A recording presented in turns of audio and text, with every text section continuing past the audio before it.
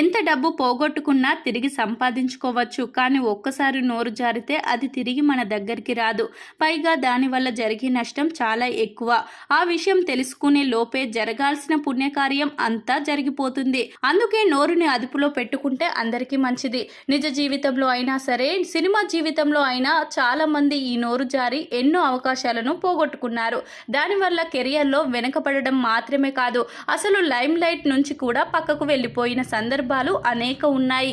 మరి అలా నోరు జారి అవకాశాలు పోగొట్టుకున్న ఆ టాలీవుడ్ సెలబ్రిటీస్ ఎవరో ఇప్పుడు తెలుసుకుందాం. మా అసోసియేషన్ ఎన్నికలలో జరిగిన గొడవల కారణంగా హేమ అందరిపై నోరు పారేసుకుంది. దాని ఫలితం ఏంటి అనే విషయం ఆలోచించకుండా ఎంత మాట పడితే అంత మాట మాట్లాడేస్తుంది. పైగా శివబాలాజీ చెయ్యి కొరికింది. చివరికి పోలీస్ స్టేషన్ వరకు వెళ్ళింది. అలాగే ఇండస్ట్రీలో బ్రహ్మానందం లాంటి వారితో కూడా ఆమెకు ఎన్నో ఇష్యూస్ ఉన్నాయి.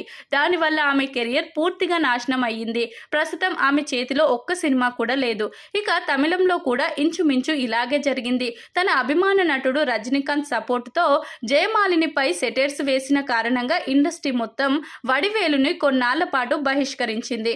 ఇక సీనియర్ ఆర్టిస్టు జమున కూడా అక్కినేని నాగేశ్వరరావుతో ఉన్న ఇష్యూస్ వల్ల ఇండస్ట్రీలో చాలా రోజుల పాటు బ్యాన్ కి గురైంది.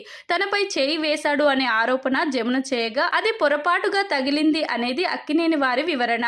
ఇక మరో సీనియర్ హీరోయిన్ శ్రీవాణి కూడా ఇంచుమించు ఇలాంటి తప్పులు చేసింది. అప్పుడే రిలీజ్ అయిన దేవదాసు సినిమాపై నోరు పారేసుకోవడంతో విజయ్ నిర్మలకు కోపం వచ్చి కృష్ణతో శ్రీవాణి నటించకుండా చివరి వరకు జాగ్రత్త పడింది. ఇక కమల్ హాసన్ పై నోరు పారేసుకోవడంతో రోజా కూడా చాలా అవకాశాలు కోల్పోయింది. కమల్ హాసన్ సినిమా అంటే ముద్దులు, రొమాన్స్ తప్ప మరేముంటుంది అంటూ అలా మాట్లాడడంతో చాలా మంది ఆమెకు అవకాశాలు ఇవ్వలేదు.